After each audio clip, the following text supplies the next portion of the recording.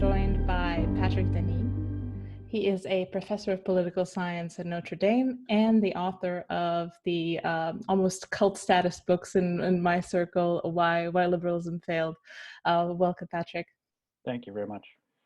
I'm really glad to have you on because liberalism, the faults of liberalism, the future of liberalism have been a big point of discussion, a big point of contention in kind of my circles, and in general, I think in kind of the dissident right, even on the center. There's been a lot of talk about classical liberalism. A lot of people have adopted the mantle of classical liberalism kind of as a counterpoint to woke ideology. But for a lot of people, myself included, you kind of reach a point where you start, okay, this is what we're going to say we're classical liberals. But when you look at kind of what the diagnosis of the situation is, it's not a very satisfying description of why we got to this point. So I really found the book Why Liberalism Failed like a very good counterpoint to the mainstream narrative that we're just not doing liberalism well enough. We're not applying it well. We're not doing it hard enough. We're letting the virus of illiberalism slip in, and I feel like a lot of the criticism that has come up is just that, okay, there's something happened in the 1960s, the virus of postmodernism. Do you feel that critique has some weight? Because I feel that's kind of the biggest counterpoint at the moment to the woke movement, that there was a cabal of French people, postmodernists that just kind of set this proper train in motion, and and derailed the good, healthy train of liberalism. Yeah, we've been hearing this sort of refrain for several centuries in a way. It's just what's the date when we locate the catastrophe? So yes, I mean, I think you hear widely that sort of all was well, more or less, until the 1960s, the late 60s. But if you sort of travel in the more academic circles, you kind of hear, well, no, everything was fine until the turn of the 20th century with the inauguration of the progressive movement. And that was really where the virus began. And the 1960s was just the realization and culmination of that movement. But then you can go further back and say, really, it was all good until the French Revolution, or keep going back, and you can find the moment where things went awry. I think what we're witnessing is, I think the phrase of art today is accelerationism, trends or tendencies that already exist broadly within, I think, this big thing called modernity, of which liberalism is its political expression, its political instantiation. And we can point to different moments in recent or even earlier history where you can see a kind of watershed moment. In other words, you have a period of sort of gradual change suddenly punctured and punctuated by a period of real acceleration of change. And that it's not unusual that you would see this kind of dynamic occurring. And it's almost like you could compare it in geologic terms to an earthquake. There's foreshocks, there's sort of harbingers of what's to come, but then the kind of pent up energy that gets built up in the fault line really just suddenly just emerges, and then afterwards you have all the aftershocks. And so I think the 60s were one of those earthquakes, and I think the progressive era was one of those earthquakes. But I think what we need to see is that there's a deeper geology here, and that's really in part the argument of my book, and I think a lot of other people are discerning that these are really not the moments where this phenomenon of sort of accelerationist liberalism comes from. It's just emanations or expressions of a deeper underlying geologic fault. Mm-hmm. Yes, one of the analysts that I trust in this area is Jeff Schollenberger, and he He has this metaphor of kind of an autoimmune disorder, because we keep hearing about the virus of postmodernism. It's some form of infection that kind of just takes over. I feel like this metaphor is kind of apt. It's just the logical conclusion of a system that kind of is attacking itself. Yeah, and I think yeah, yeah, the age of virus is particularly apt. There was a disease in the 19th century. Of course, it's still around in some places, tuberculosis, but which was called consumption, in popular terms. And I think that's, again, if we're going to use these kinds of metaphors, this isn't a bad metaphor to understand what this unfolding process in political terms of liberalism is. It's a kind of project that consumes itself. And what it consumes are above all, what it consumes are the preconditions that make, or at least for a period of time, led people to conclude that liberalism could be not just a successful kind of successor politics to everything that had preceded it, and even lead some analysts to say that liberalism was the answer to the ancient question of what's the best regime. I mean, you had obviously famously Francis Fukuyama make the argument that liberalism, I mean, he called it the end of history, but really what the claim was that liberalism was finally the answer to what had heretofore been the unanswered question of what is the best regime for human beings. But really what I think, what in many ways people saw as the success of liberalism was its capacity in some ways to benefit from many of the things that we would acknowledge are things that we appreciate. I'm sitting in a warm house in Northwest Indiana right now. I have good dentistry and so forth. But that the preconditions that made liberalism successful were by and large pre-liberal. They were by and large inheritances of a pre-liberal tradition. I mean, the most obvious example to me, since I live it every day, is the modern university. Modern university and its architecture and the titles of things like professors and deans and provosts, it's all medieval. It's all medieval in its sort of formal aspect, the form of inquiry. Even at a university like Notre Dame, the emphasis upon theology and philosophy as the core disciplines. But what we see is that the modern university is really a kind of palimpsest, to use the ancient term for an old kind of writing that was scraped off, and a new writing was put on top of it. And that new writing is literally before our eyes consuming the university. It's consuming this kind of ancient organization of human beings to discern and understand the nature of the created order, of the universe, hence the name university, the universe. And really what it has become is a kind of, on the one hand, postmodernist trends, a denial that there is a truth. So there's really a denial that we can achieve any kind of knowledge outside of maybe certain kinds of scientific knowledge. But what that means is that we're left essentially with a kind of Nietzschean project. There's no truth, there's only perspective, there's only points of view. So in the end, all there is power. All there really is power, and that pursuit of power is expressed on the scientific side of the university as the effort to control and master the natural world. And that power is expressed now increasingly in the humanities and the social sciences in this kind of woke ideology. It's simply going to be the raw assertion of those who deem that they should be in positions of power over those who they deem should not be in positions of power. So this project of liberating us from all things of the past, arbitrary relationships, tradition, and so forth, has really now proceeded in a kind of self-consuming kind of trajectory. Mm. Yes, that's. I feel like the university is probably kind of the most visible example, but it is something that's been happening slowly throughout society.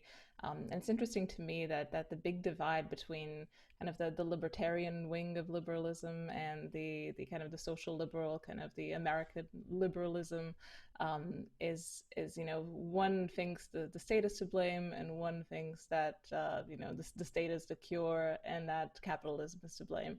But there is kind of this dimension of scale that kind of comes in here, and it seems to me that at this point, the state and big business, especially global business, are not that distinct. They're overlapping in many of their functions.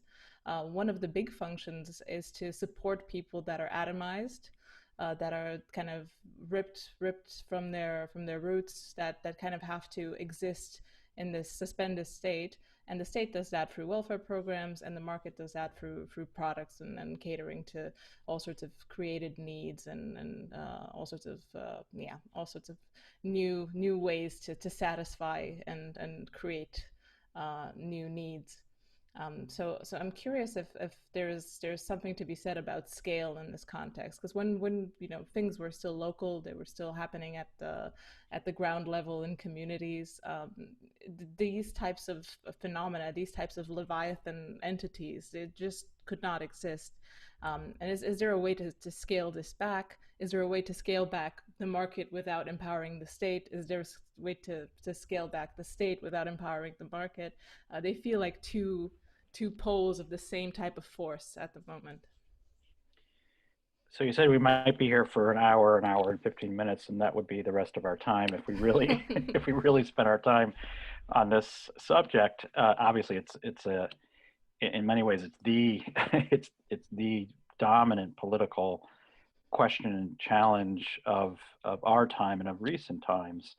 And I think you're absolutely right that in the first instance, of course, one key aspect of this phenomenon of modernity is about the centralization of power. The book, if your readers are interested, your listeners are interested, the book I think to be read is Bertrand de Jouvenel's book on power, de pouvoir, a figure I think is much neglected in sort of these circles that we travel in, but a really one of the preeminent political philosophers of the 20th century, and I think very much an heir of the kind of thought of someone like Alexis de Tocqueville, who wrote a number of books, but his book of power was really a great analysis, a really perceptive analysis of the ways in which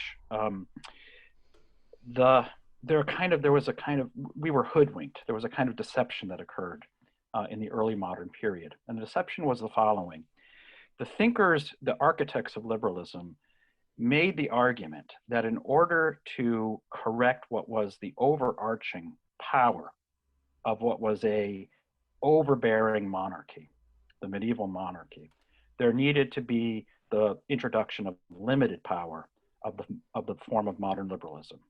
So one of the ways that we speak of modern liberalism is that it introduces and instantiates an ideal of limited government.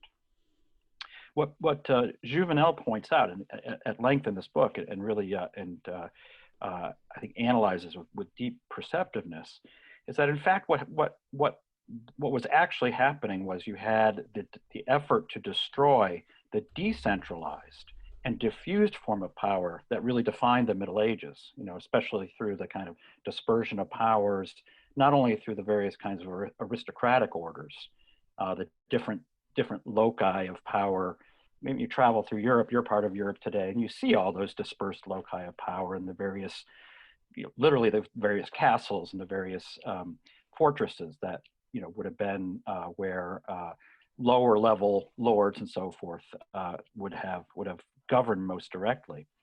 But the effort was really to generate a kind of movement that combined the discontents of the populace with the desire of the monarchy to centralize power, and to basically to sort of crowd out and ultimately destroy this kind of intermediate level of a kind of feudal order.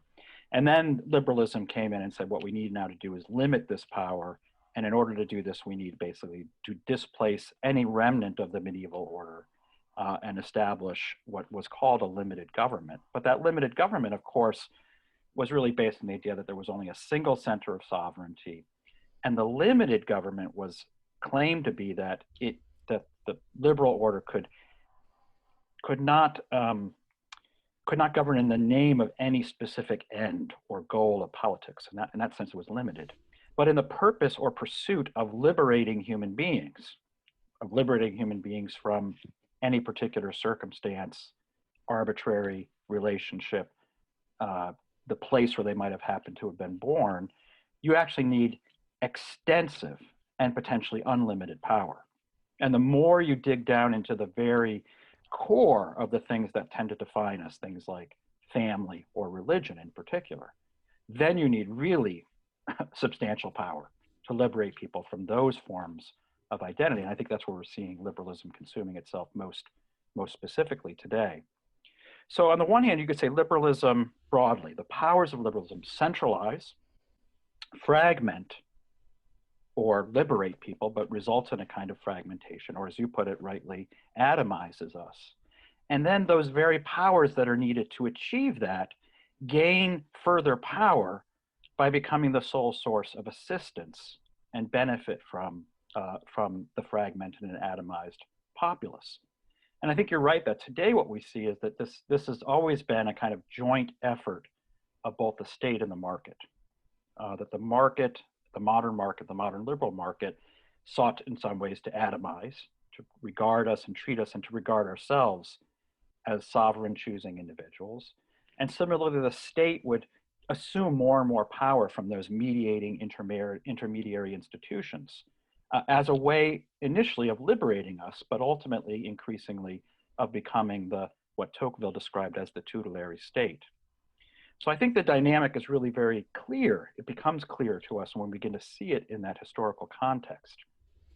And to get to the nub of your question, is the answer to this, does it have something to do with scale? And in particular, a kind of revitalization of the local level. And I think, at some level it does, although it strikes me that those who are, in some ways, those who most benefit from a more local existence are often those who are the elite of our society, the liberals of our society, enjoy most the kind of neighborhoods and local farmers markets and sense that they actually, mixed use walkable neighborhoods. Those are almost entirely monopolized in the possession of a kind of elite that doesn't necessarily need those arrangements in order to have thriving lives. It's just that to have those arrangements is what leads to thriving lives. The people who most need those are those who are kind of locked outside of those kinds of lovely, the kinds of places where people like to congregate. And those are now luxury goods, whereas they were once simply that's how human beings would organize themselves. So I think what we in some ways need to see is that what we really need is a different understanding of what the purpose and end of government is, what the purpose and the end of the market is, and you're probably going to need some amount of power. And here, to begin with, it will probably require some degree of centralized power to reassert command over the market, to limit the actual powers of the state toward the ends to which the state is rightly oriented. This gets, classical liberals get really confused about this, right? Government is bad. Well, government is bad if in some ways it has unlimited power, but the only limit of power is not the balance of, separation of powers or balance of powers and so forth. As we know, that's easily broken through. The only real limit on power is a defined end of government. When you have a defined end of government, and it's an end that in itself is self-limiting, then you have a limited government. And then you can justifiably use the powers of government to achieve that end. So if the end of government is to achieve human flourishing by, among other things, organizing and shaping a market that supports families and supports communities and supports the kinds of institutions like churches and civil associations that people need in order to flourish, then you actually limit the government by using the powers of the government, and you strengthen those parts of society that now constitute the mediating institutions that have otherwise been largely obliterated. So only in some ways by strengthening those institutions, ironically and paradoxically enough, through the use of the powers of the government, can you actually achieve a kind of limited government, enliven and strengthen the experience of people in their local settings in ways that are genuinely empowering and not simply the sole possession of the wealthy and elite of our society today. Mm. Yes, absolutely.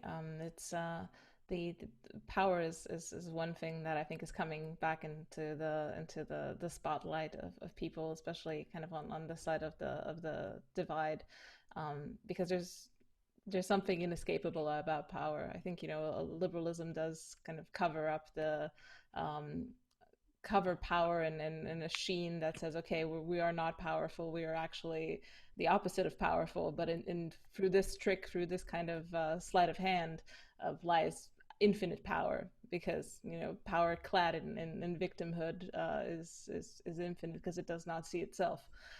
So that's kind of the thing I feel like a lot of people are reacting against.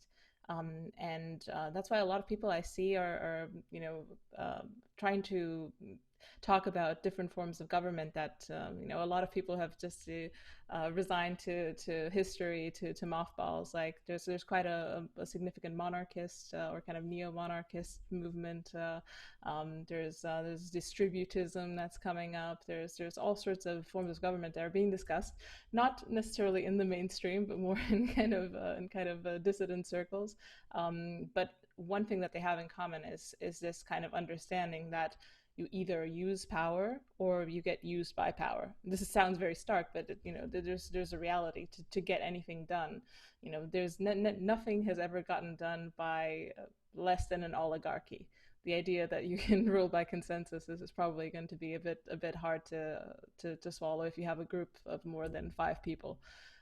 So it's an interesting corner of the internet, and I feel like this is the corner of the internet where the question about the book comes up quite often. Like, why is it such a good descriptive book? Why is it so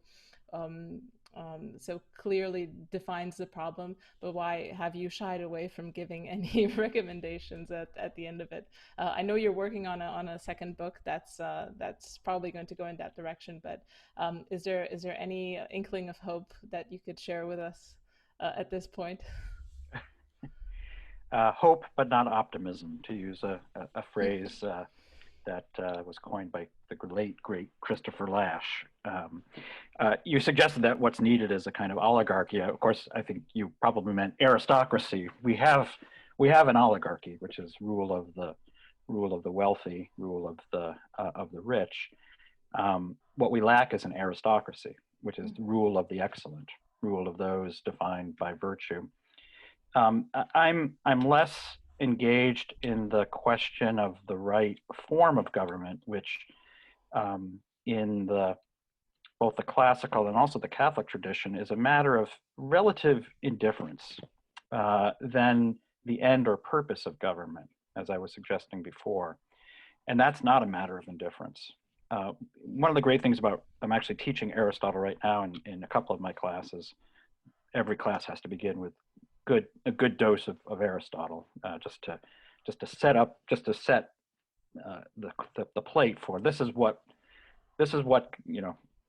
human beings once understood to be true about politics, and these are all the ways that we went out down the wrong path afterwards. But what Aristotle does is actually really quite nice, which is to suggest that there are basically 6 forms of government: 3 good forms and 3 bad forms. And the 3 good forms are rule of one, rule of few, and rule of many. And the 3 bad forms are rule of one, rule of few, and rule of many. So it's almost indifferent what number of people you have governing. The question is, what is the end or purpose they rule for? And on the good side of the ledger, they rule for the common good. Or that is to say, they rule for the purpose and aim of providing the conditions for the greatest possible realization of human flourishing by Aristotle's definition, which is a life lived in which the soul is developed by the active development of the virtues. So a society that develops the virtues of our citizens. And a bad society is one in which the one, the few, or the many rule for the sake of their own benefit. And I think that's a really good way just to sort of say, we can have lots of forms and we can experiment with lots of different forms of rule. But what's really needed is a different understanding of what the ends of government are. So the project that I'm working on right now, it continues the analysis of the last book, but what I'm really interested in is a very ancient argument, probably won't surprise you, and discussion that you see in figures like Aristotle, who argued that really the best we could probably do in most circumstances was to create what he called a mixed regime or a mixed constitution. Right? If you can find a really great king or a really great aristocracy, that's really good. That's great. Good luck with that. But it's really hard to find, a really, really good ruler and then try to continue that into the next generation. As we know, that's usually a very sad story. So you can occasionally get a great statesman, but it tends to last for a relatively short period of time. And what figures like Aristotle, Cicero, a variety of ancient thinkers, Aquinas commended, was a form of government in which they said what you ideally want to do is combine what is going to be the interest and not just the interest, but also the particular potentials of the elite of society with the interests and potentials of the mass or the many, the people of society. These are two distinct groups that are found in almost every society, right? And one of the problems of modernity was simply to say, well, we can get rid of one of these groups, right? So like sort of the neoliberal imagines everyone can be an elite someday, right? Someday everyone can go to Harvard or get into a good college and everyone will be a part of the elite. And of course, Marxism imagines someday we'll get rid of the elite and it will just be ruled by the many. And what I think is, that's just a falsehood in which we've built the falsehood of modern politics, that somehow will eliminate this kind of ancient tension or this permanent tension in society. And I think here the ancient insight was really actually better, which is that you're always going to have an elite. You'll define it differently, and you'll always have a kind of the politics of the many. They can be really bad or they can be good. But what's more, someone like Aristotle recognized, they can either correct each other and even make each other better, or they can make each other worse. And how do you create the former while preventing the latter? And here he said, you have to, in some ways, each has to be able to limit the corruptions and corruptingness of their own tendencies. And we saw some of that recently, how the many can become a mob, how they can tend toward violence, how they can become frustrated and resentful toward the power of the elite. But we don't blame, or we ought, of course, modern society blame, we ought not to blame them. We ought to see the way that the elite contributed to the formation of that particular mentality of the many. And the same way that the many, in some ways, have a kind of responsibility to correct and limit the few. Now, what I think was understood by these ancient thinkers, and I think what really needs to be stressed today, is that there's always going to be a greater potential for the few to dominate over the many. It's just simply they have more ability to organize, to use the power of the wealth and position that they have. So there needs to be especially strenuous efforts of the many to limit these excesses of the few, while the elite needs to, in some ways, be oriented to bettering those people who are attempting to correct them. So it's a very kind of complex dance that's needed. It's very difficult to attain. But I think this is, when we speak of populism today, it's often simply spoken of as, oh, it's when those masses get uppity and they become a mob. But I think there's a generative form of what we might call a kind of populism, which is this kind of this kind of power to correct and to limit the tendency of the few to rule on their own behalf, to sort of point them or orient them toward their particular excellences, right? Which is that their excellences are or ought to be the benefits of leisure, the benefits of the ability to promote art and beauty, the aesthetic, right? Philosophy, the creation of a kind of society of beauty that elevates the lives of everyone, not simply themselves. Right? So what we were saying earlier, the kind of beautiful downtown that you could say that was that was a public gift that was often built by an elite of any society. The statuary, the architecture, just the town square itself, the public art. That's a gift. That's a public gift, but it has to be built by a kind of elite. But in some ways, that has to be itself generated by the needs and demands of the many. So I think this very old idea of the mixed constitution needs a new articulation. And that's really what I'm trying to work on doing in this book, which is a kind of, on the one hand, it's an endorsement of a kind of populism, but it's an argument that populism itself needs to be rightly understood as a mutual ennobling of the few and the many, rather than simply the uprising of the many against the few. That we can either make each other better as classes, or we can be we can make each other's worse. And I think we are well into a dynamic in which we are making each other much worse. Absolutely. I think there's another dimension to this that seems to be more and more important. It's this idea of meritocracy. Because these classes used to be quite separate, either ethnically, by bloodlines, by castes. There was kind of a natural order that was dictated from the heavens, and that was it. But these classes kind of seem to be feeding off each other. I think you described this as strip mining at one point. And being from Eastern Europe, I was one of the people who was strip mined myself, and I moved to the West. I studied there. I lived there for 10 years. Now I've de-strip mined myself and got back to Romania. But this is a phenomenon, and I see this happening all over the world. A lot of people who are essentially the elite of their local geographical region, they aspire to higher standard of living, to rub elbows with the intelligentsia. They move to the big cities, which are also just as a parallel, also fertility sinks, which they've always been.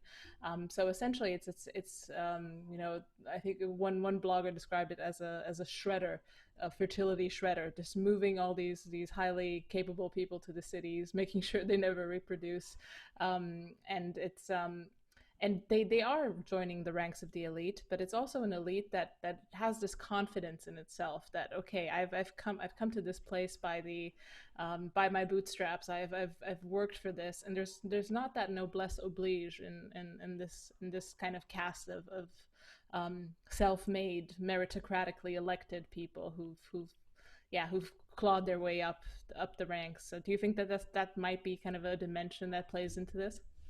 Oh, yeah, there's no doubt. And I think that speaks to what kind of elite that we have today, the nature of this elite, what we regard as the distinctive mark of the elite. Again, this can vary from place to place and time to time.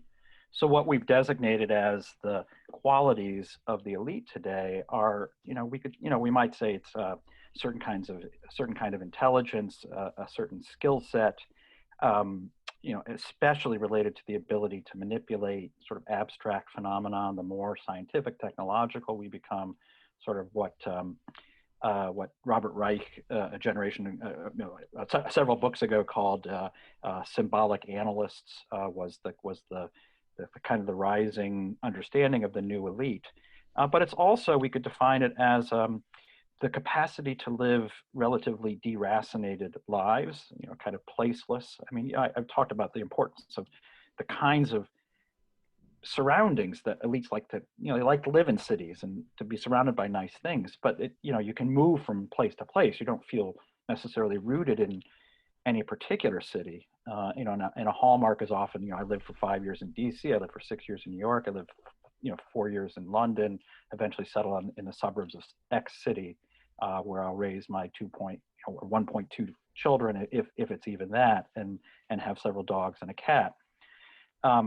So we see this distinctiveness of the meritocracy as such, is in particular the development of this particular skill sets in which you learn. I think the thing you learn above all is the capacity of a kind of detachment, right? To deal with a kind of abstract set of phenomena that will become your work, to have this relatively detached relationship to the place where you live, to have a relatively detached relationship to the people that you're with. Now, you can have intense friendships in these places, but you also recognize that, you know, these are all fungible.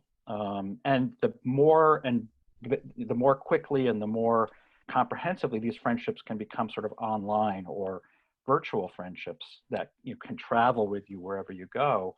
You know, the sort of, the more that this plays into the de-racination that I think is a key quality of the meritocracy. So yeah, I use this language of strip mining to describe what it is we do, searching for talent wherever we can find it, extracting it, processing it in the modern university, and then sending it out for its usefulness into the modern economy. And of course, like strip mining, what this tends to do is to leave those places where we find that talent in kind of the comparable condition that you leave a mountain after you've strip mined the coal from that mountain. Except now we're talking about towns and small cities from around the world.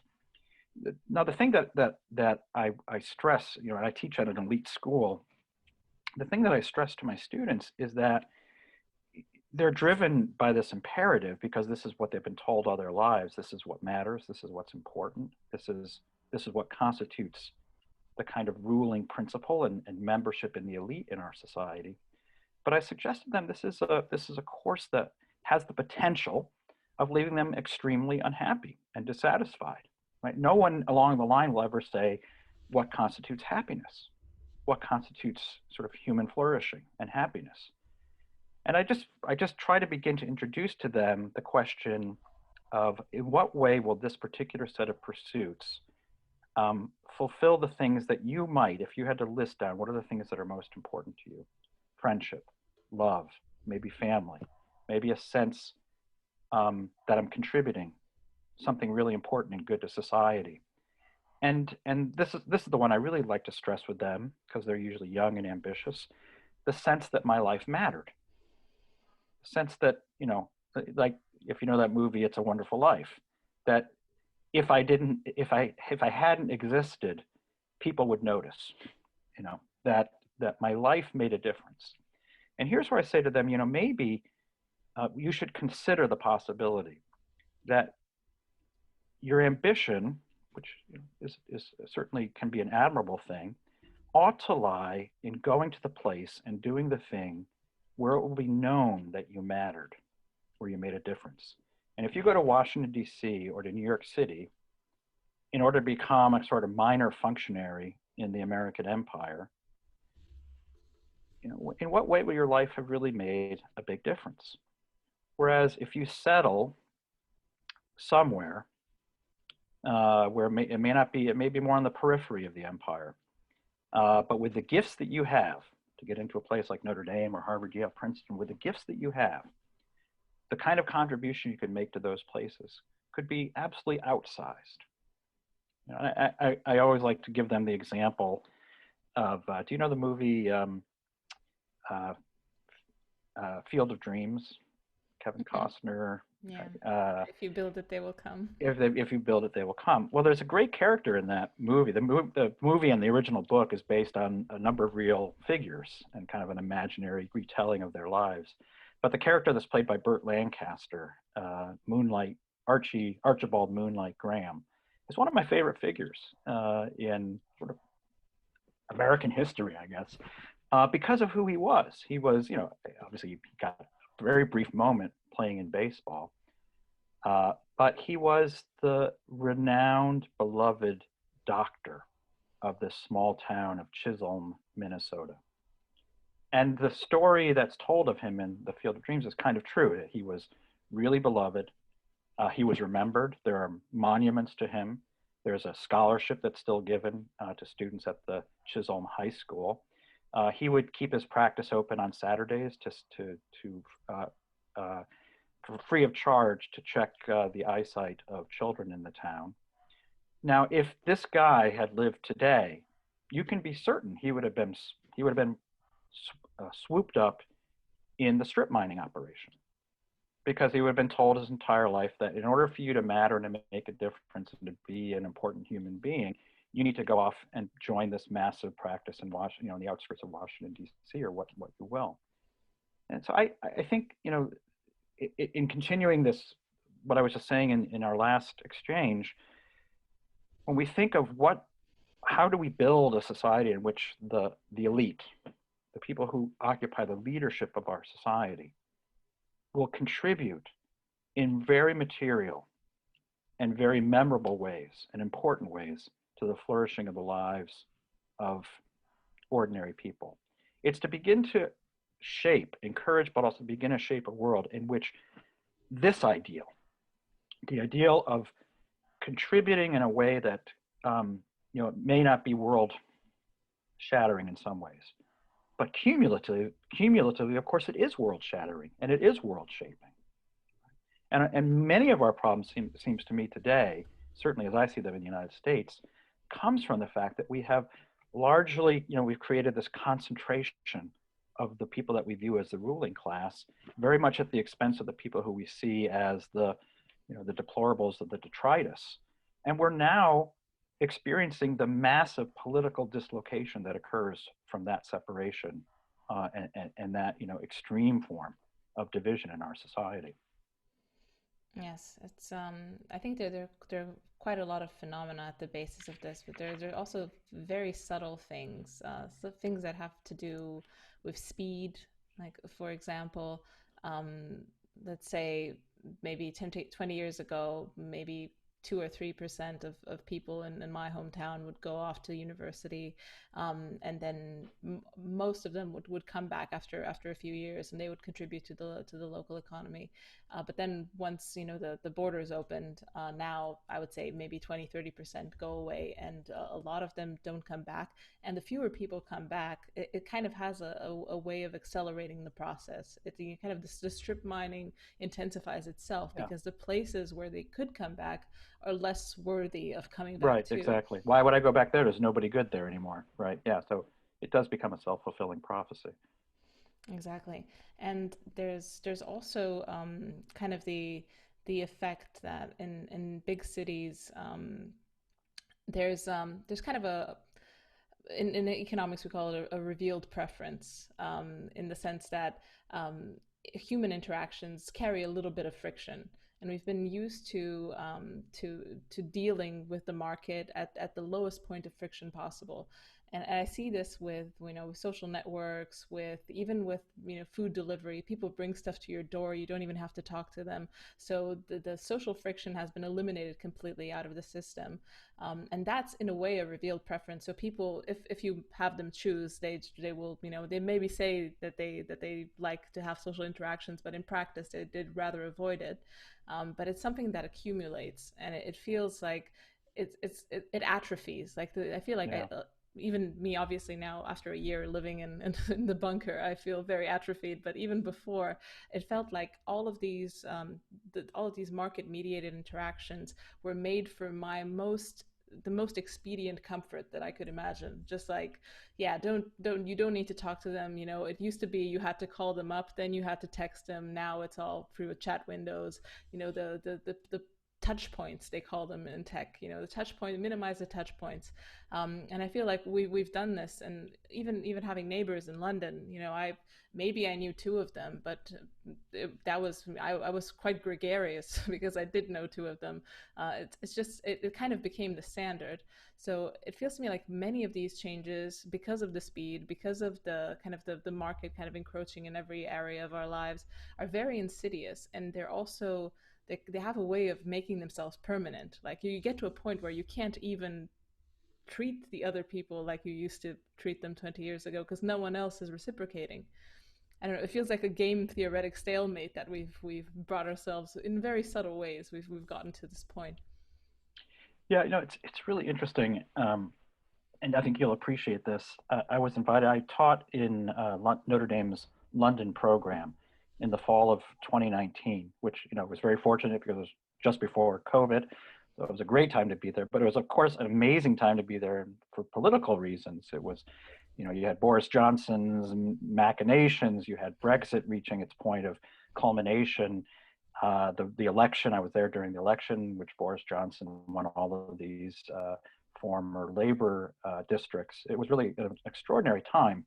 And while I was there, I was invited to come speak to a very kind of elite group of business people and politicians.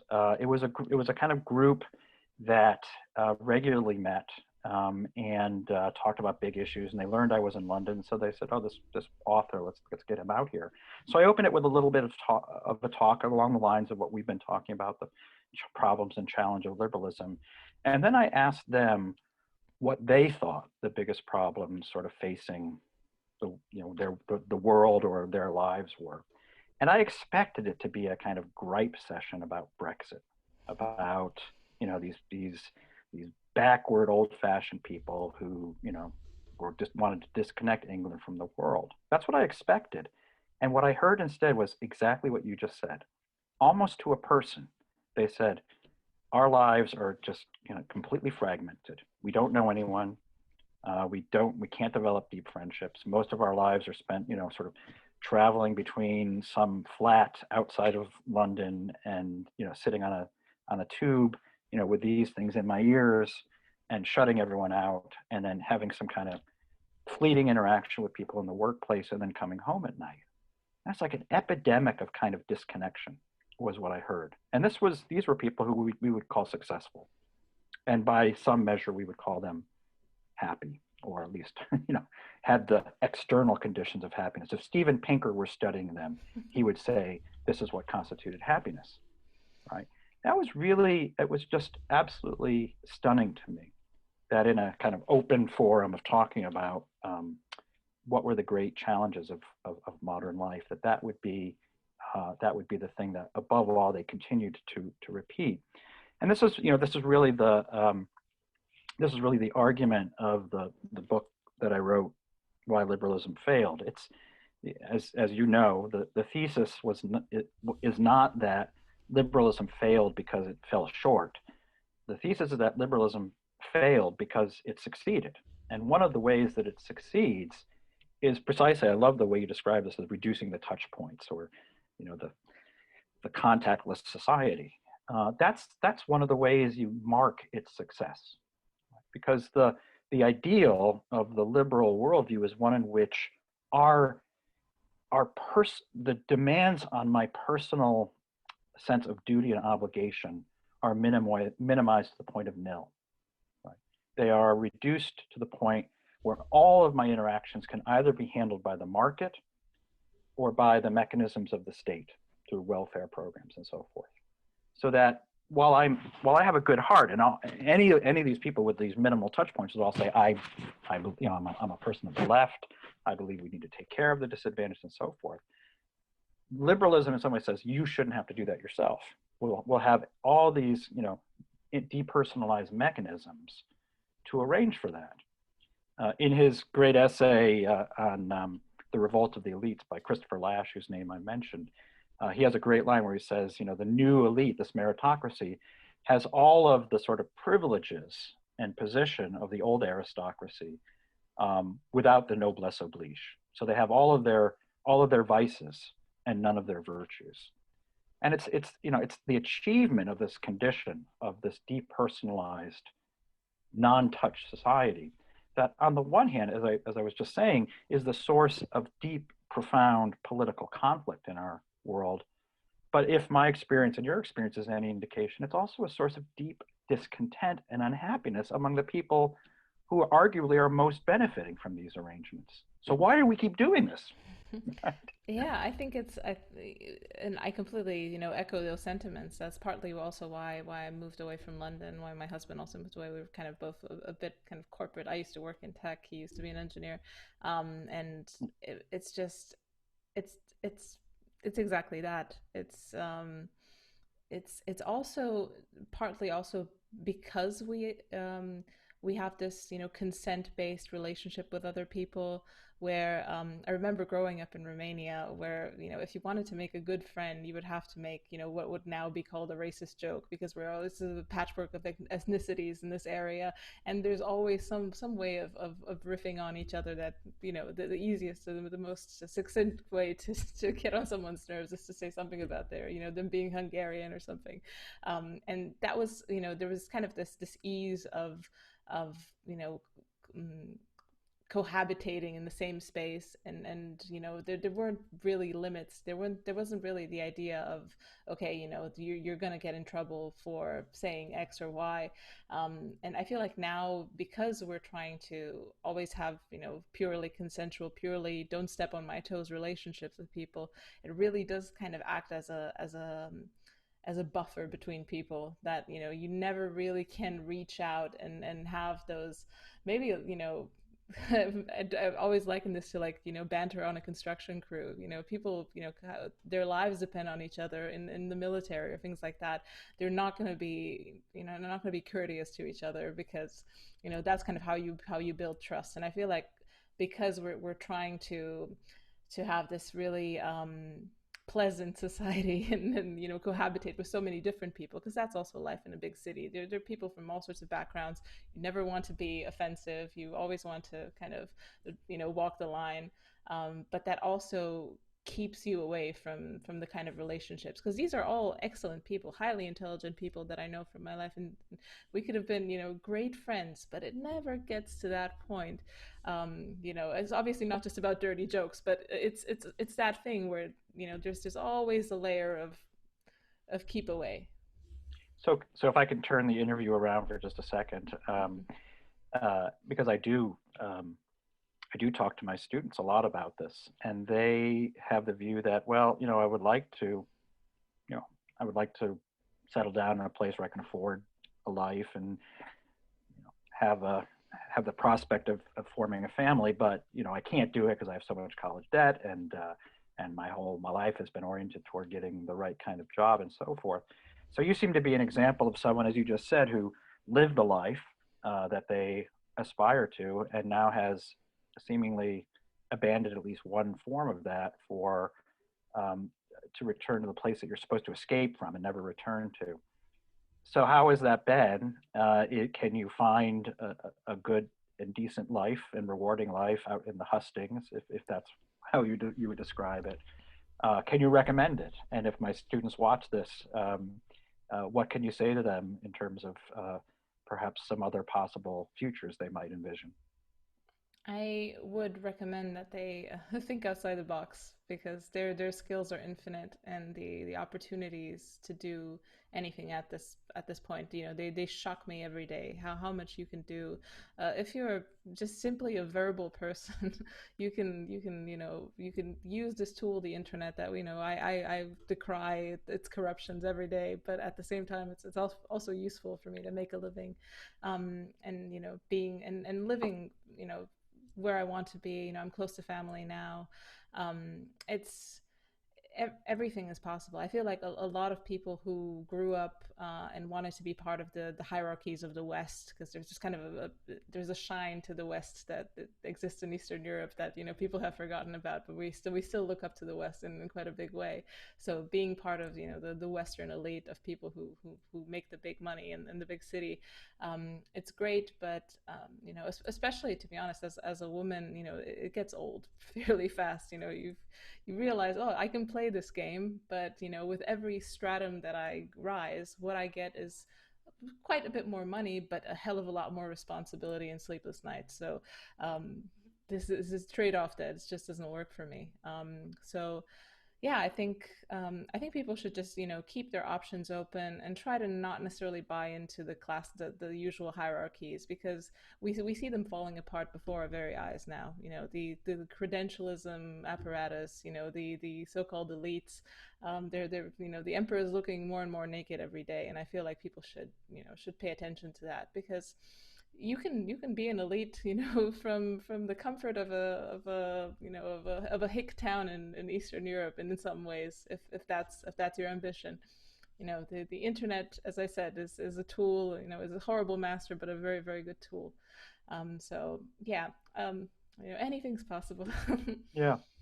Well, so if my students listen to that, and I hope you will, and I'm actually now going to recommend it, not because of me, but because of you and that answer, you should be following Alex on Twitter and reading her essays online, because I really do think you are one of the more important voices of your generation, and especially as someone who was successful by all the measures of what we claim to be successful, and realized that it was a kind of false image, or a kind of mirage of success. And I think have shown, you know, you're one person who's shown a kind of way to forge an alternative path.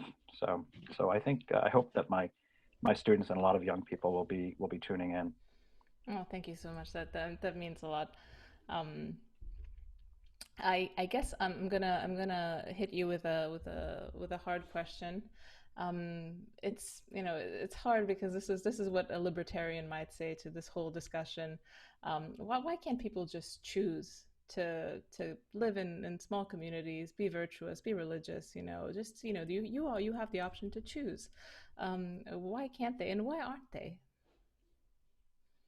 Yeah, well, of course that's that's right. That um, in some ways, no.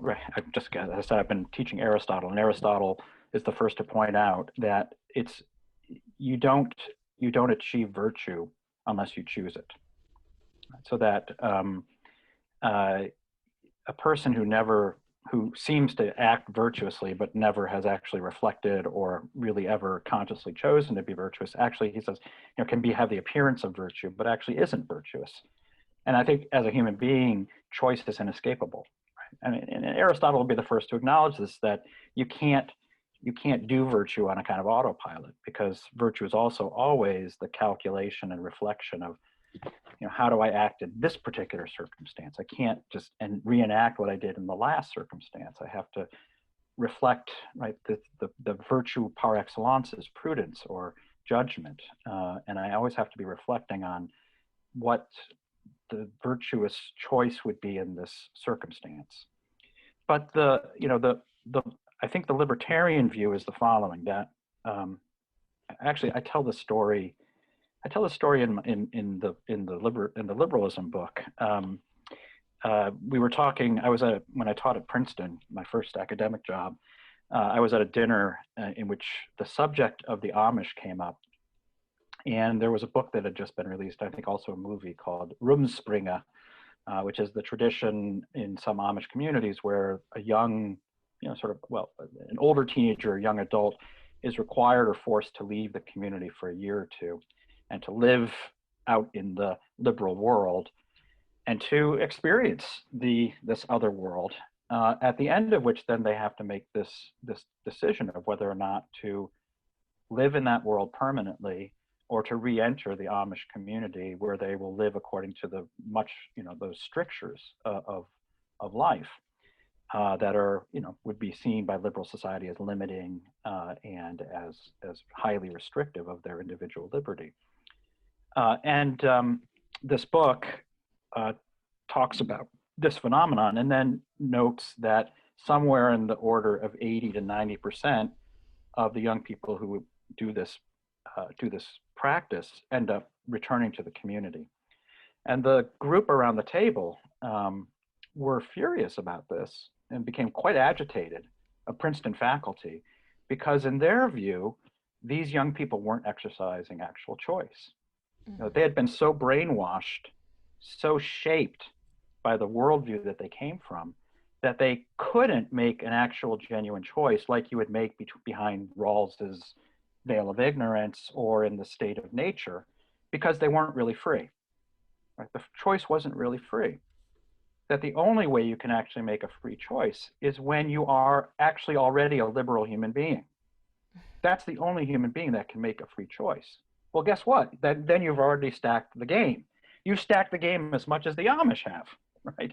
In a sense, because what you've done is you said, in order for you to make a free choice, you need to come from a world, from an experience, or have had your life shaped with complete disconnection to any worldview, to any religious upbringing, to any sense that you belong in a place, that you have a history in a place, that you're the heir of a tradition, that you have a culture, any sense that you inherit something or have been given something that could in some ways define you or limit you needs to be in some form extirpated. And we extirpate that by creating an essentially libertarian society. And then you can say it's fine if you want to choose at that point, right? But in some sense, you've already had your worldview shaped. So the libertarian is playing sort of both sides of the game here, if in some ways if that's the question, which is that you can have your religion, you can have your belief system, but don't foist that view on someone else, especially your children. And if you look at what's happening right now, not incidentally, if you look at what's happening right now, you're seeing a growing movement in certain intellectual circles, like, for example, some people in the Harvard Law School, not Adrian Vermeule, but other people, who are pressing for much more state intervention in family situations that now are increasingly viewed as oppressive, especially, of course, religious families. That because of a religious upbringing, this is now increasingly being defined, as you would expect in an increasingly liberal society, this is being defined as a form of oppression, a form of brainwashing. And I would thoroughly expect that if things continue in the way that they're going, we're going to see a growing legal and political movement to liberate these people who were imprisoned in these kinds of limiting first societies, right? I think this is really the trajectory of this path of freeing people to become completely free and sovereign choosers. So I guess I would say that there's no condition in which we are not shaped by a set of preconditions that lead us to certain kinds of choices, what Cass Sunstein calls a choice architecture. Mm-hmm. And my question would be, is it a good choice architecture or is it a bad choice architecture? Not whether, we have choice, but whether the choice architecture is going to, Cass Sunstein's view, it should be, if you set up a cafeteria in a school, you should first go past the fruit and the healthy food and get to the desserts after your tray is full. In my world, it would be, is your choice architecture is one in which you're taught and encouraged to develop certain kinds of virtues, certain kinds of practices, to be encouraged to think in terms of the community and not just simply my own individual pursuit and end. There's lots of ways we can organize choice architectures, but to pretend that you can create a situation in which there's no choice architecture is to create a choice architecture. And that's the libertarian conceit. Yes, and this makes me think about the topic of stigma, which is now being discussed a lot, especially in relation to this new definition of sex work. Everything's trying to be destigmatized, normalize X, normalize Y. That's what we hear all the time. And to me, stigma is essentially this choice architecture of society at large. It sets kind of it's one of the guardrails, and I think it's a very important guardrail that people now are trying to tear down, especially when it comes to things that, for example, if you have the individual, without a moral substructure that might have grown up as a weed, with some parents that were not invested in their moral education, it's not religious, and you have, let's say, an 18-year-old girl who just is now an adult, and she will do what is expedient for her in the short term, which might involve all sorts of pornography, things like that, and our society has absolutely no guardrails for her. It's also not going to stigmatize her, obviously, because it's not proper to stigmatize people, because that's the worst thing you could do, and they're essentially just letting her go to exploit herself in any way she sees possible for the most expedient end. If it were a man, it might be drug dealing or whatever, something else, but there are all sorts of options to make money quick, little get rich quick schemes by exploiting yourself or your future, and by just ripping out this idea of stigma, because it might, I know it is hurtful. Obviously, shame is hurtful, but the idea that we can have a society without stigma, I think, is quite it's shooting ourselves in the foot in a very big way. And especially the most vulnerable people, because some people still get a bit of education from home, even just by by observing their parents and things like that. But it's actually the people who get the least amount of education from home that are most prone to falling into these traps that were almost secured by stigma in the past, where you shouldn't do this because people will look down on you. Now it's all normalized, and I feel like we've just been letting these people go to the wolves, and it's actually increasing the divide between the elites and the lower classes. And Yeah. Well, yeah. I mean, I think it also needs to be stressed that what we're actually talking about right now is not the elimination of stigma, but the transference of stigma. It's not disappearing, but it's simply what we stigmatize is a different set of behaviors or beliefs or dispositions. We just had an actress on Disney fired yesterday, apparently, for not putting up the pronouns and refusing to put up her pronouns on her social media website, and then the kind of denunciations that followed and her responses to those. So if you don't exhibit the right, that you are in accord with what is regarded as the right behavior, the right belief, virtue signaling, and so forth, you will be stigmatized. Yeah, absolutely. It does feel to me like the only area where we've left space for stigma is in people who are supposedly the stigmatizers. So we will tolerate everything except for the intolerant. So Right. that's feels like the only corner that's left, and it kind of makes sense. It has a bit of an internal logic to it, because we need to scapegoat someone, and Right. that's where we land.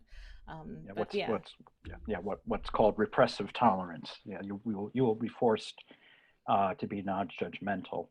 And this goes back, I think, to what you were talking about in terms of building a city like London.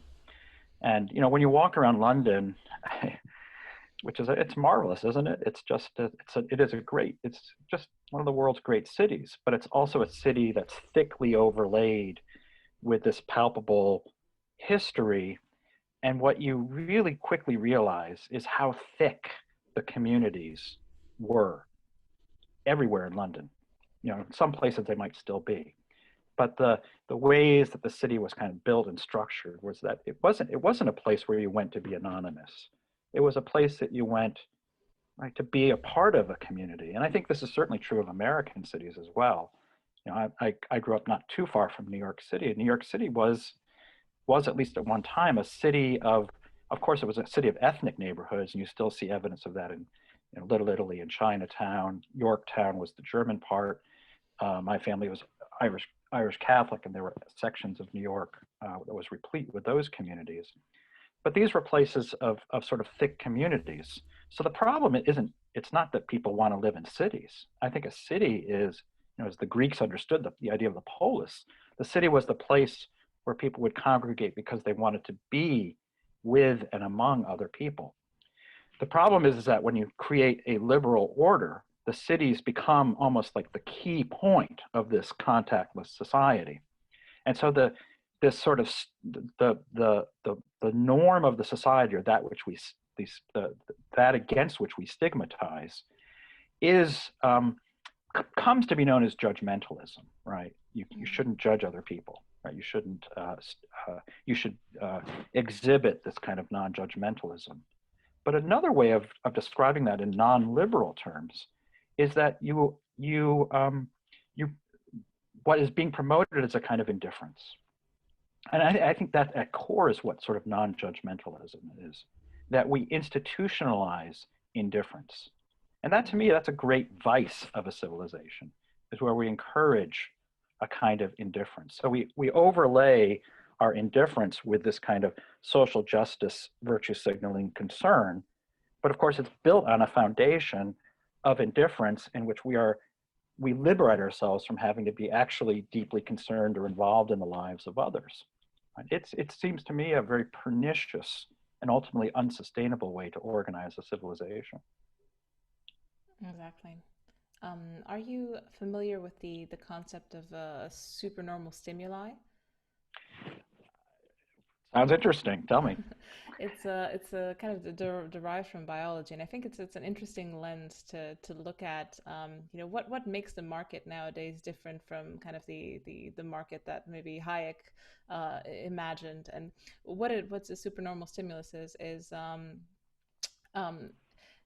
when an organism reacts to a visual or a sensory stimulus in a very particular way that's patterned on, kind of their evolutionary instinct, and they react kind of in a superordinate way to a stimulus that is greater than. So the example that people typically use is a creature called the jewel beetle that you can find in the Australian outback, that's very attracted to females of the species that are kind of amber and they're glistening.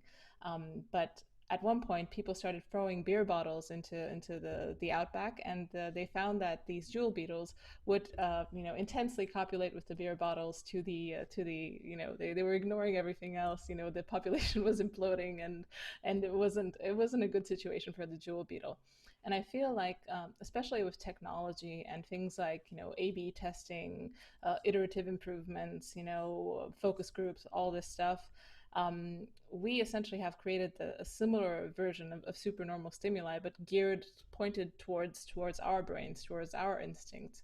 And you see this with food; it's like hyper palatable. You see this with gambling, pornography. All of these things are perfectly made, and with every day they're ever perfect, more perfect, to kind of stimulate parts of our brains that are, we're not really in control of. There's the perfect way of getting someone to buy your product is to turn them into an addict. And I feel like a lot of these products and a lot of these things that, theoretically, if you'd ask Hayek, they're increasing, utility, they're providing benefit, but actually they're just making people addicted to them. So I feel like this is kind of a layer to the whole thing where, it's quite a corruptive force, that we're not taking into account. And because there's no guiding principle on these systems except for shareholder value and how much you can give them in terms of money, I feel like this is kind of a bit of a runaway force. Yeah, there is no limit because it's based upon a theory of human nature that goes back to the same period roughly when you have political liberalism coming into being, which holds the view. It was an effort to reject the classical and Christian understanding of the human person.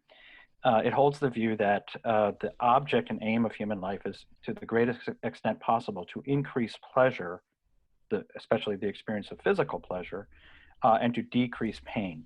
So it's utilitarian at its base, so that anything that increases pleasure, and especially increases pleasure for the most people, is therefore by definition good, and that which decreases pain, and especially physical pain, is by definition bad.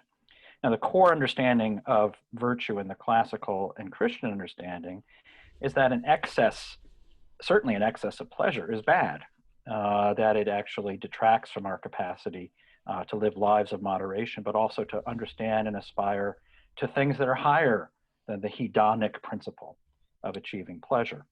So that in a civilization with a different understanding of the human person, it's able to say, when it comes to things like excessive gambling or pornography or, excessive eating, we can put a limit on that.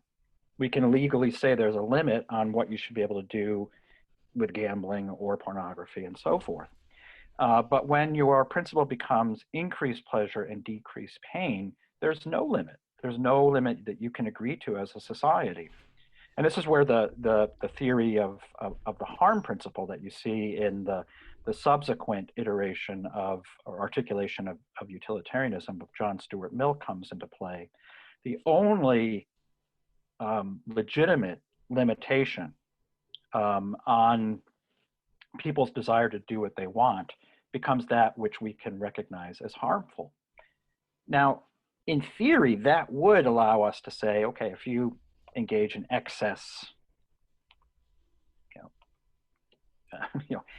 excess quantities of pornography or whatever it might be, that would constitute harm. But of course, we can't agree.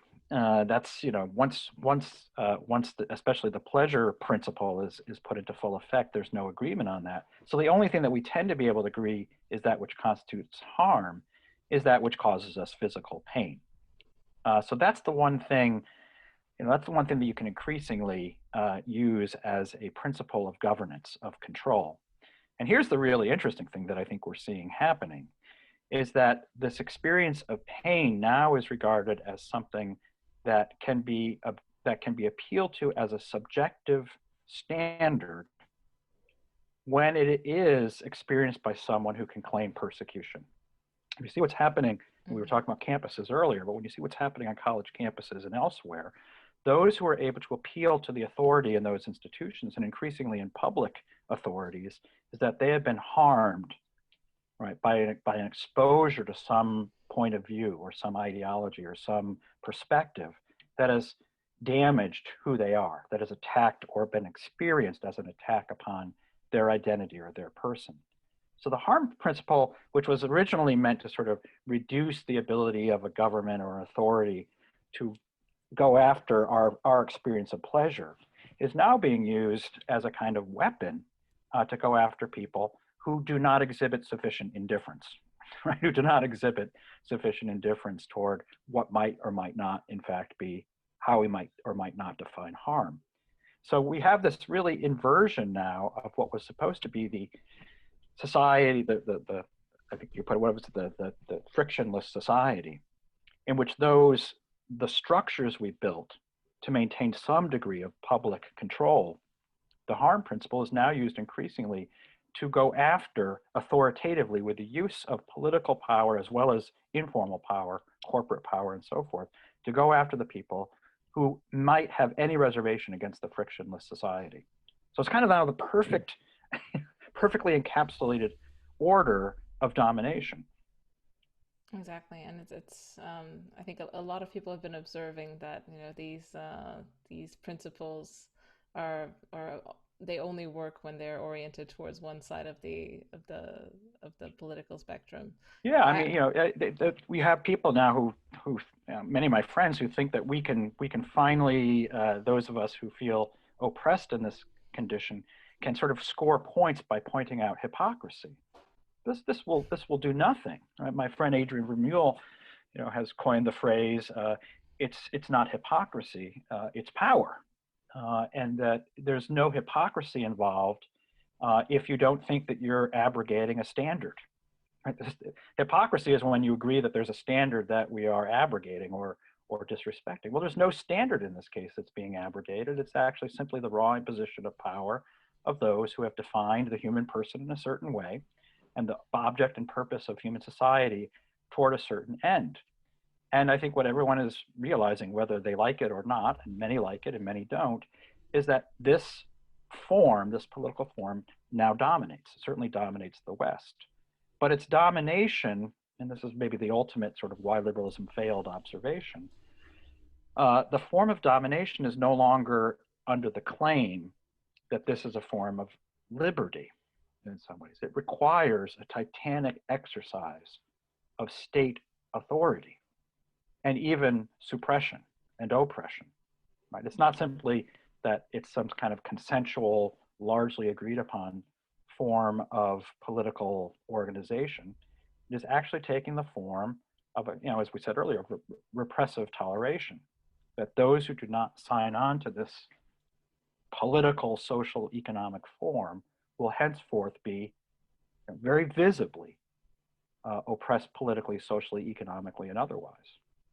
Yes, and it's very interesting how you know, a lot of libertarians got you know, a cold shower by seeing how fast the free market you know, collaborated and actually took the first steps in enforcing, you know, the monoculture that, you know, we're all supposed to be kind of the Inquisition, and you know, everyone expects the state to step in and do that, but you know, I've heard quite very, very muted noises from the libertarian camp in this time, where they were like, a few of them actually did say that, oh, okay, these are free companies, these are private companies, they should be able to do what they want.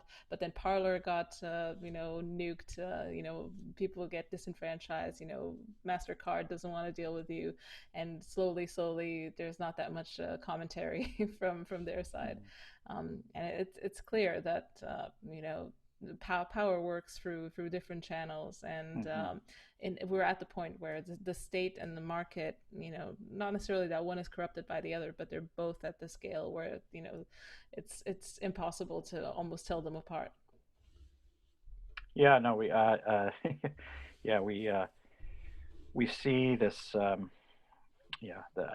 do think it really reflects the paradox of the libertarian position, ultimately the contradiction, the internal contradiction of the libertarian position, which is, I think, highlighted by the increasingly oppressive power that's played by major actors in the marketplace. And if your view is that they should be able to do as they wish, then the suppression of individuals in the society is one of those results. And so what's the predominating principle here? Is it the freedom of the corporation to act as it wishes? Is it the freedom of the individuals to be able to express themselves as they wish? I think it reflects that every society always has some kind of authoritative set of world perspectives and worldviews, or an authoritative set of norms. And the libertarian view is you can organize a society somehow without an authoritative set of norms. Without some kind of authoritative worldview, but you're never going to be able to escape it. And what I find in some ways refreshing about where we are right now, as terrifying as it is that I think we can sort of more or less ignore those people who want to say we can have some kind of society without any kind of authoritative norms. Really, what we're in the midst of right now is debating. It seems to me it's inescapable of debating what those authoritative norms should be, what they are, and what they should be.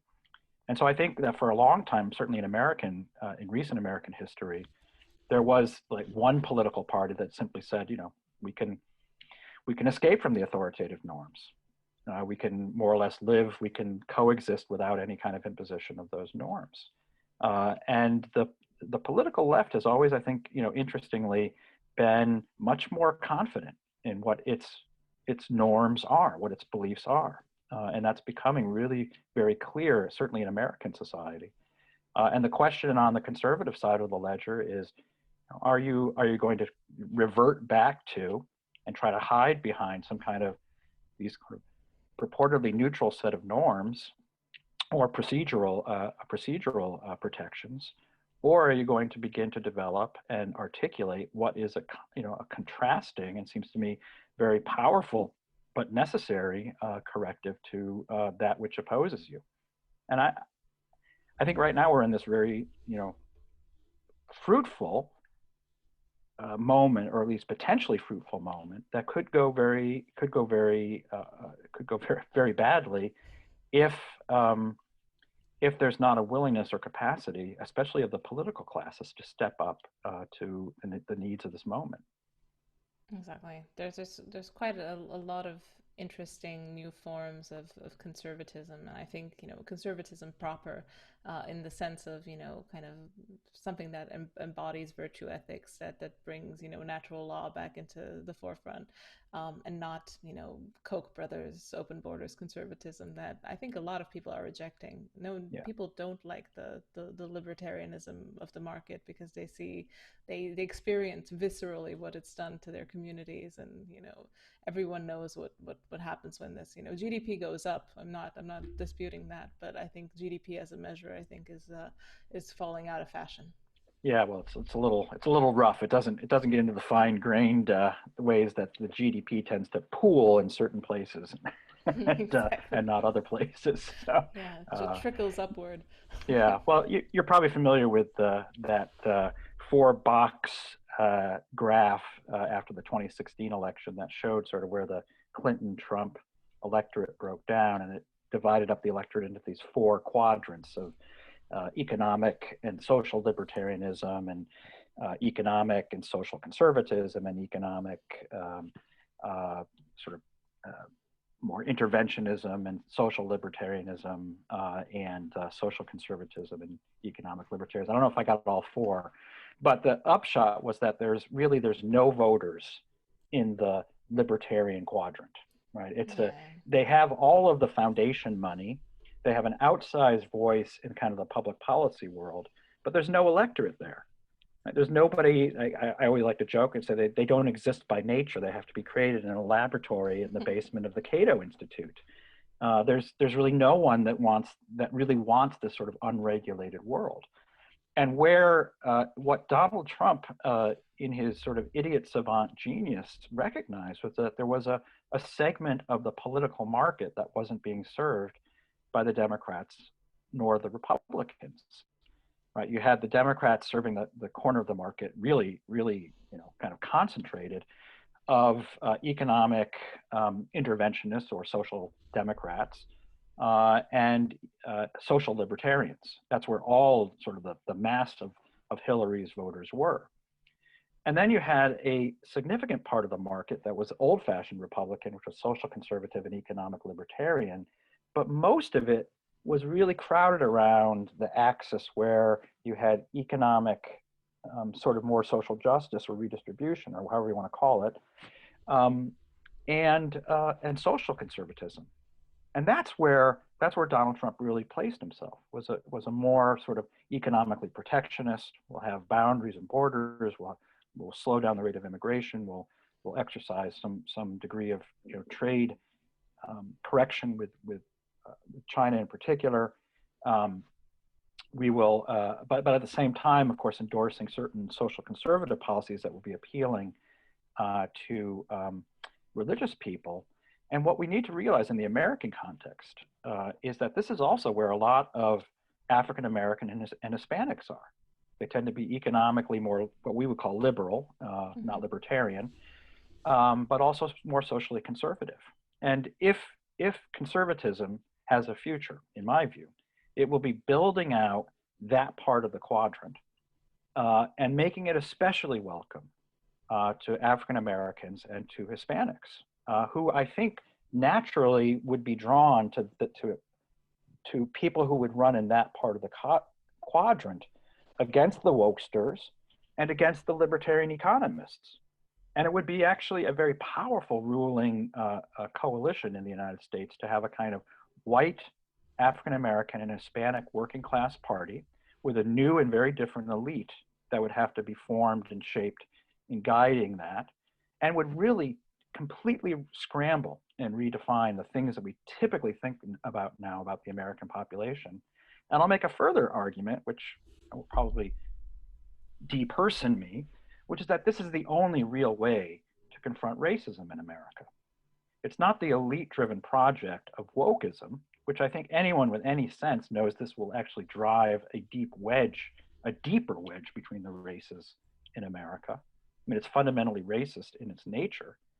The way to actually heal and repair the racial divide in America is building a multiracial, multi-ethnic, working class political party in America, which was once the kind of the ambition of the Democratic Party, but it threw it off in the 1960s, and no one has taken it up since then. And I come from a Democratic Party background. I'm Irish Catholic. That's my native home. But I've despaired of the Democrats because they seem to have abandoned that core project. And interestingly, I think there are at least elements right now within the Republican Party that are interested in beginning to build that out. Now, I also think there are elements in the Republican Party who just want to revive zombie Reaganism. And that's a real concern right now.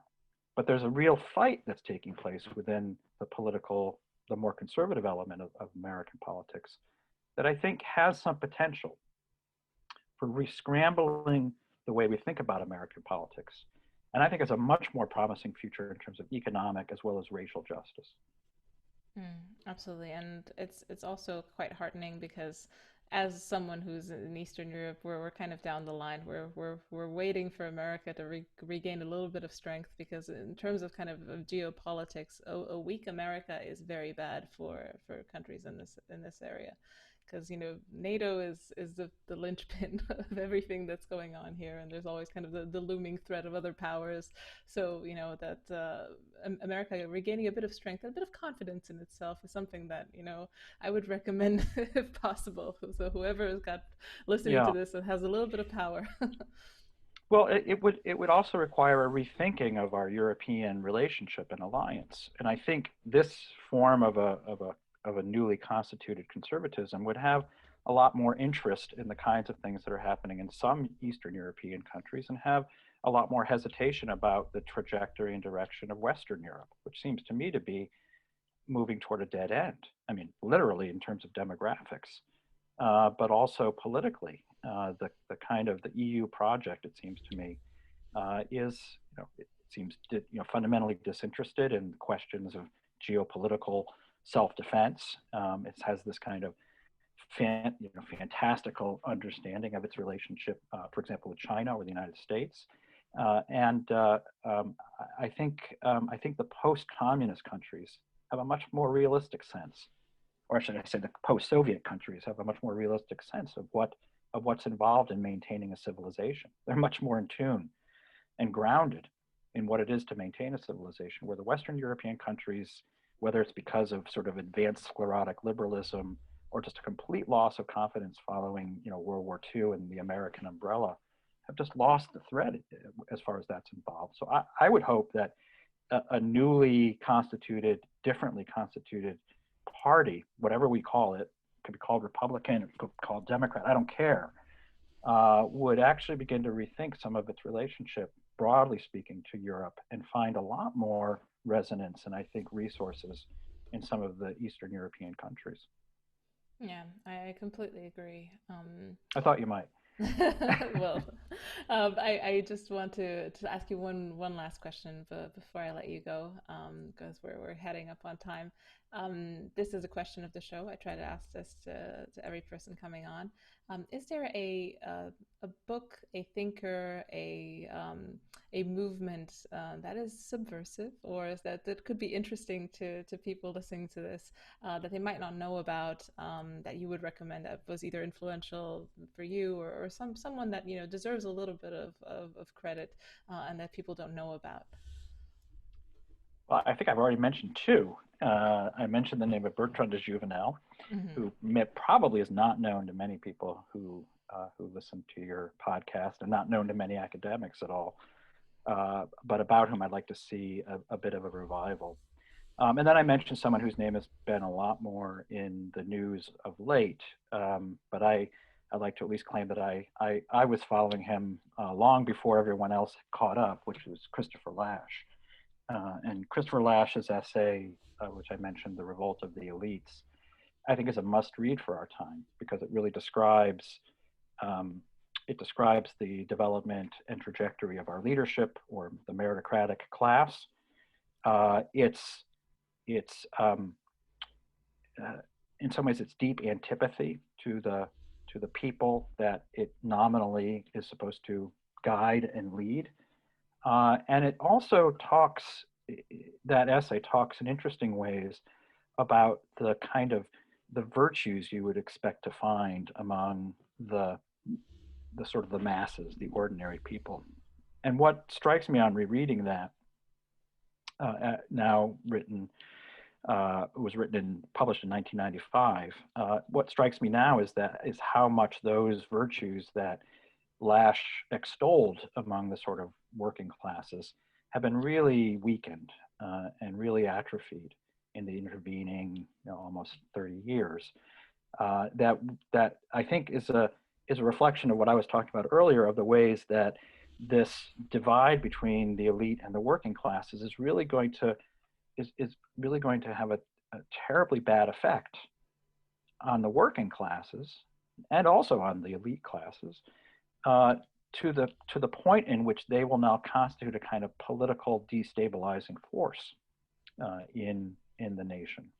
So I really think that his essay was prophetic, but also didn't perhaps count enough the likely corruption and decline of the status and state of the working class, where he had pinned a lot of hopes his worldview was, in its own way. If you're familiar with the book 1984 or the thinking of George Orwell, Orwell would often say, look to the proles, look to the proletariat. Right? That's a refrain in the book 1984. Look to the proles for a kind of resurgence of virtue in our society. But I think it's really an open question now, whether it's, we're likely to see a resurgence of virtue or simply kind of an ongoing, increasingly hostile class war without the development of a better elite that could counter both the current elite and worrying trends among the people. So Christopher Lash's writings, but especially his late works, The Revolt of the Elites, as well as his very large, very thick tome, in which my computer is actually sitting right now, The True and Only Heaven, which is a study of a kind of alternative tradition in the American tradition of a kind of anti-progressive line of thinking. That's very, very thick and ponderous book. It's large enough to hold up my computer, but also very filled with genuine and deep insights that really are worth revisiting. So those will be the two authors I'll plug here today.